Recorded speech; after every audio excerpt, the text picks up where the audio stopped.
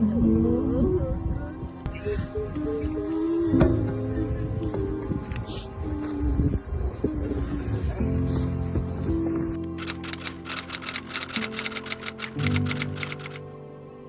mami masih nelfon loh pagi-pagi jam 9. Ya ibu tadi sudah nggak ada pukul 10.30.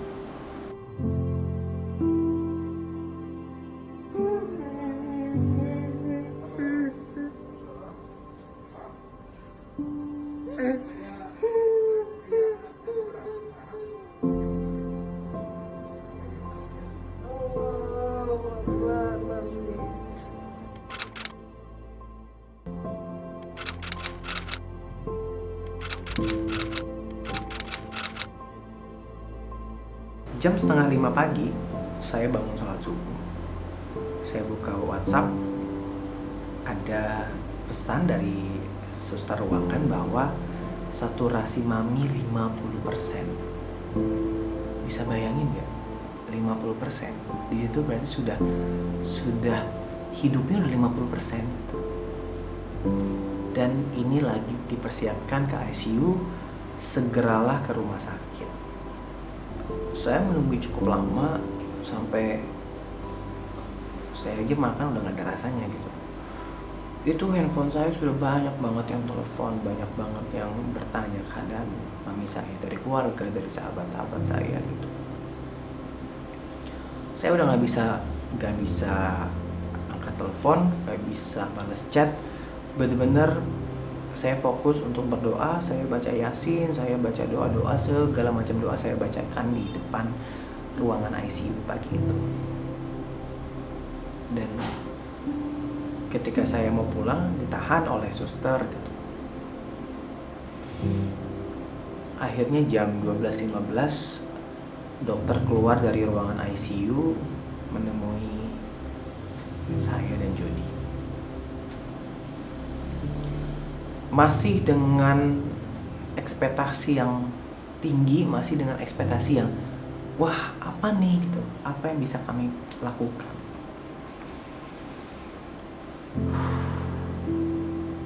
Akhirnya dokter bilang bahwa tadi pada saat perpindahan dari ruang isolasi ke ruang ICU, ibu mengalami perburukan. Oke, saya masih tenang gitu, mengalami perburukan. Dan ketika masuk ke ruangan ICU, ibu mengalami kelemahan jantung. Dan kami sudah berusaha untuk memakai alat getar jantung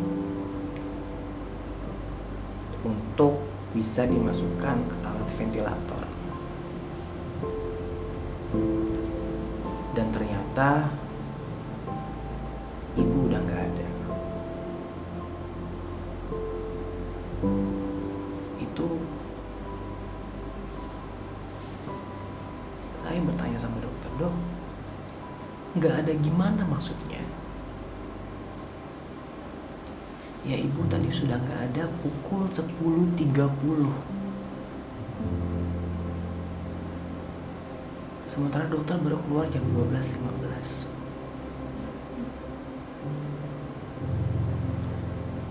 Di situ saya langsung lemas banget, saya langsung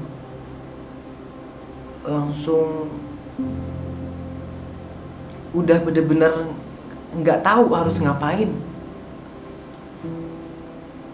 Saya sadar, tapi saya nggak tahu, ini apa ya? Gitu. Bener-bener nggak tahu banget, kayak tadi mami masih nelfon loh pagi-pagi jam 9. Tadi mami masih melihat aku untuk pindah dari isolasi ke ICU, masih lihat, masih sehat, masih seger. Masuk ICU udah nggak ada. Itu kan hal yang oh my god gitu, kayak umur tuh nggak ada yang tahu.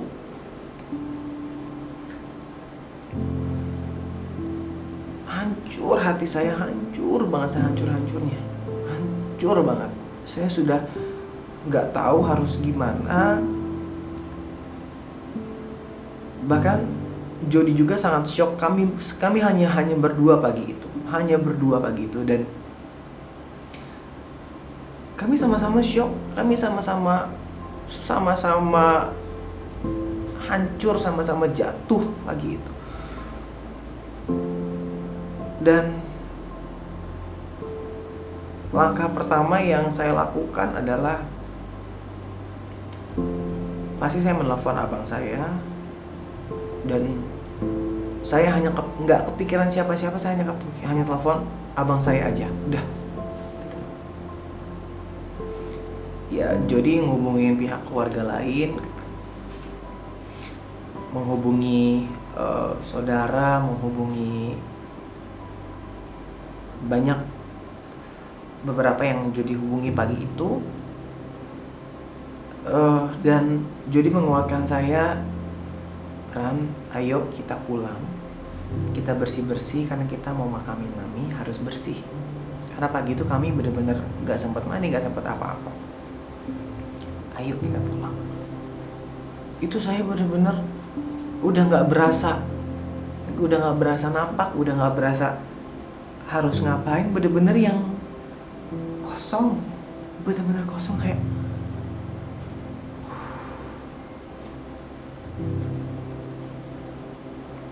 hancur hati saya, hancur banget hati saya.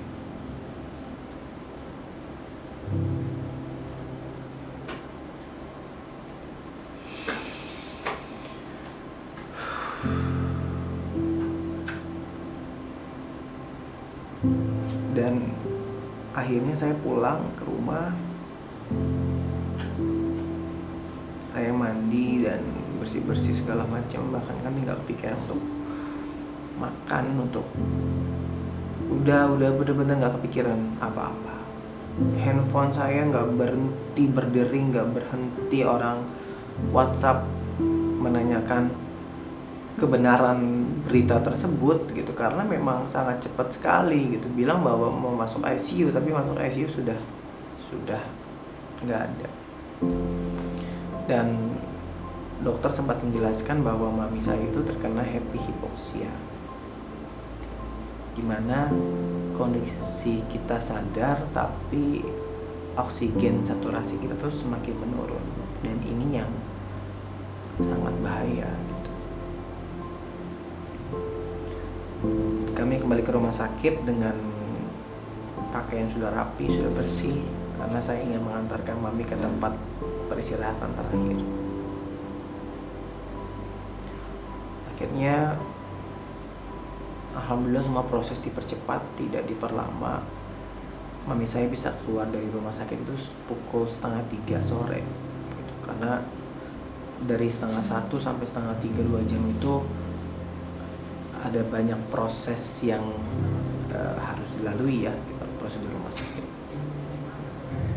Akhirnya mami dimakamkan di tempat pemakaman yang memang khusus dengan COVID. Alhamdulillah saya punya momen itu untuk kembali memakamkan orang tua saya ketika saat dedi saya meninggal. Saya juga melakukan hal yang sama. Saya menyolati, saya kuburkan, saya mengazani gitu. Cuman yang beda adalah ketika mami saya tidak bisa ikut memandikan karena memang untuk penyakit COVID ini tidak diwajibkan untuk dimandikan gitu. Karena jatuhnya sahid, insya Allah sahid gitu.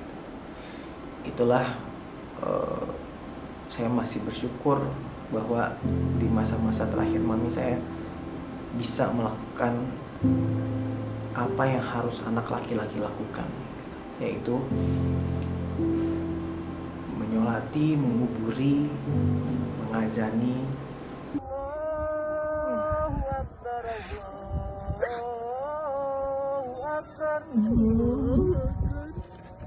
Asyhadu alla ilaha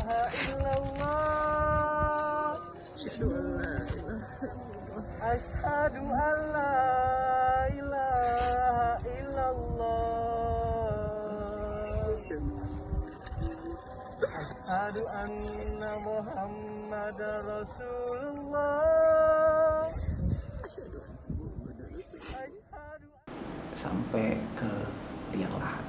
Itulah prosesi pemakaman mami, dan masih ingat rasanya saya pelukan mami malam itu, pelukan sayang, pelukan cinta yang sangat tulus dari mami. Masih gak percaya sampai sekarang, tapi insya Allah saya ikhlas karena semua ini sudah ketetapan dari Allah, sudah takdir Allah yang saya tidak mungkin punya hak atau punya kuasa untuk merubah itu semua. Dan saya juga menyadari bahwa apa yang kita punya sekarang itu adalah milik Allah. Gak ada yang permanen di dunia ini. Harta, tahta, kehidupan, kesenangan, kesedihan, itu semua silih berganti.